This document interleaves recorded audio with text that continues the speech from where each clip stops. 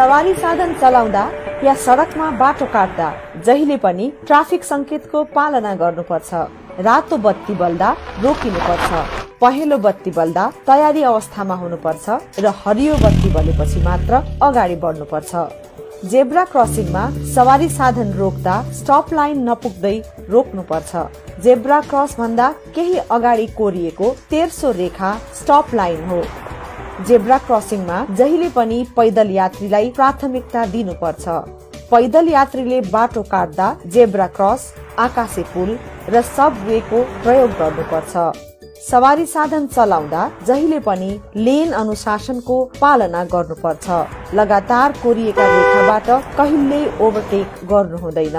खण्ड खण्ड कोरिएका रेखाहरूमा भने विपरीत दिशाबाट आइरहेका सवारी साधनलाई बाधा नपुग्ने गरी साइड लाइट बाली ओभरटेक गर्नु पर्दछ। लेन अनुशासनको पालनाले ट्राफिक व्यवस्थापन सहज हुनुको साथै सवारी दुर्घटनाबाट समेत बच्न सकिन्छ। सचेत बनौं, सुरक्षित रहौं।